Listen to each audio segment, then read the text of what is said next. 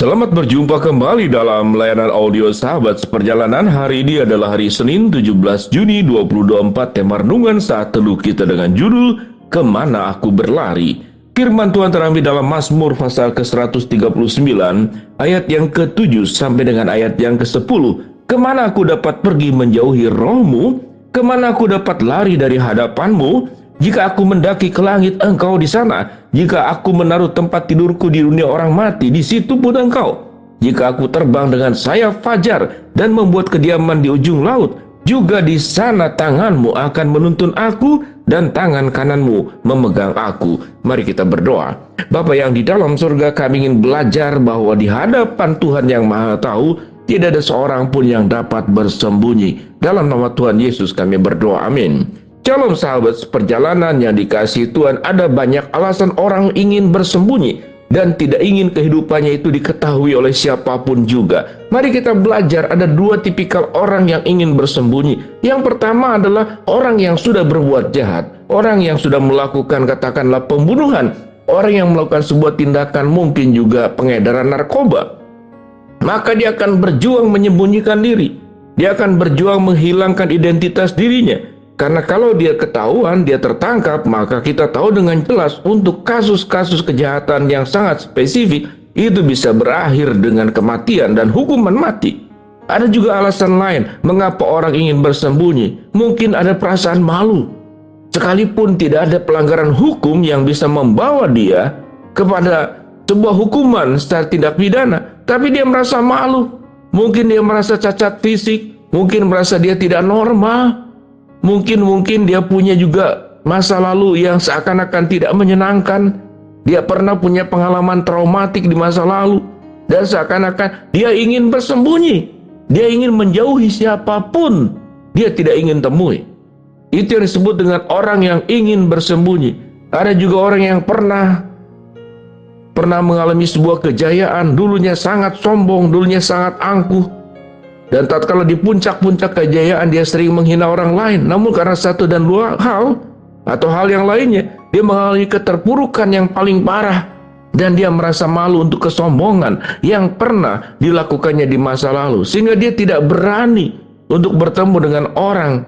Karena itu akan menjadi cibiran. Dan dia akan mengalami penghinaan ulang untuk kasus kesombongan di masa lalu. Ada banyak alasan orang ingin bersembunyi di hadapan Tuhan.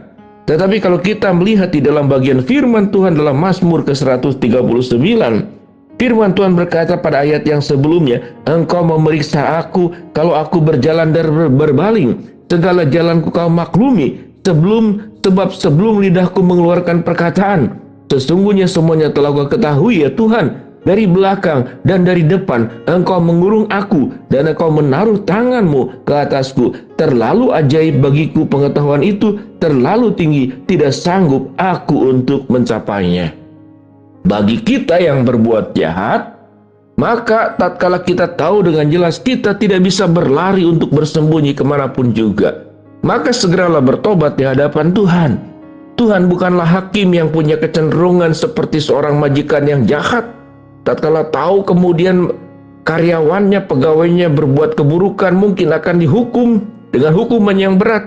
Tuhan Maha Pengampun. Bukankah tatkala Adam dan Hawa berbuat dosa, mereka berlari dan mereka bersembunyi? Tetapi Tuhan mengasihi mereka, Tuhan mencari mereka. Sekalipun Tuhan menghukum, tapi kasih Tuhan lebih tinggi daripada hukumannya. Bagaimana kemudian Tuhan menjanjikan akan adanya Mesias? Ia akan menyelamatkan keturunan Adam dan Hawa, tetap mendapatkan keselamatan di dalam Tuhan. Sehingga bagi para pendosa, bagi para berbuat kejahatan, ingat baik-baik, tidak ada tempat di mana kita bisa bersembunyi dan bisa lari dari hadapan Tuhan.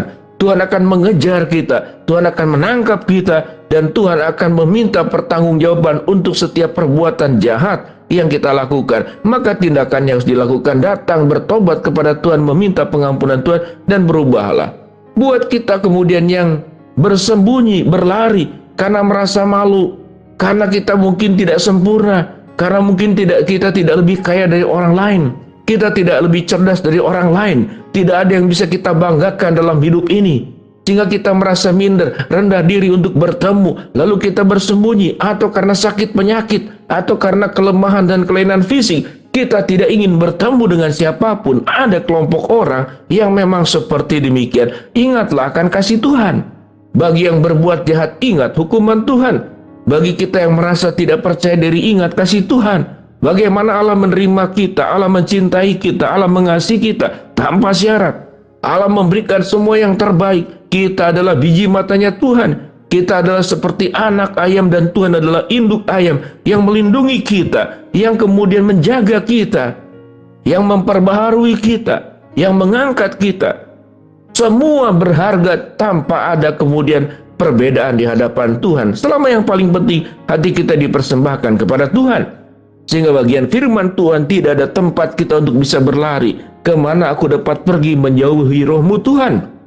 Kemana aku dapat lari dari hadapanmu? Jika aku mendaki ke langit, engkau di sana. Jika aku menaruh tempat tidurku di dunia orang mati, di situ pun engkau. Jika aku terbang dengan sayap fajar dan membuat kediaman di ujung laut, juga di sana tanganmu akan menuntun aku dan tangan kananmu memegang aku.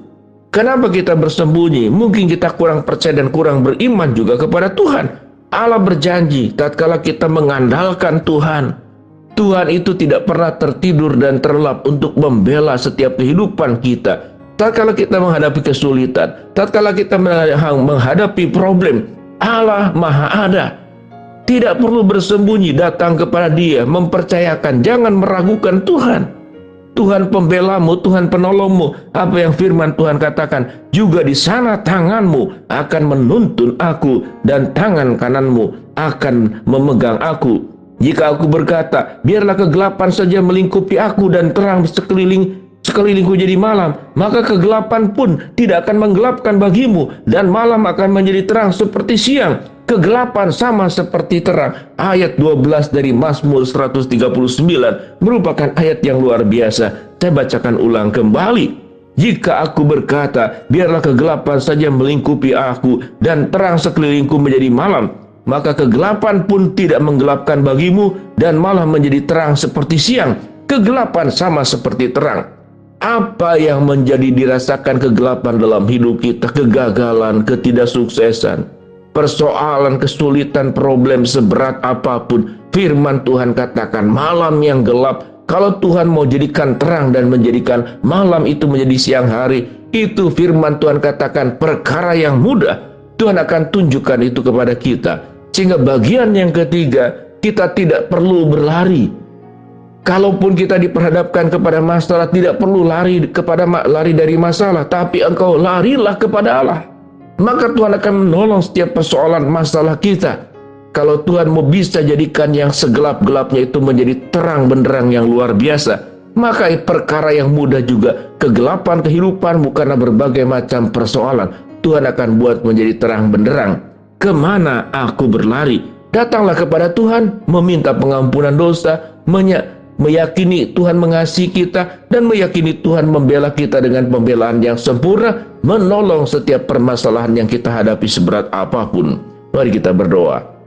Bapa dalam surga, terima kasih kami diajar untuk datang berlari datang kepada Engkau.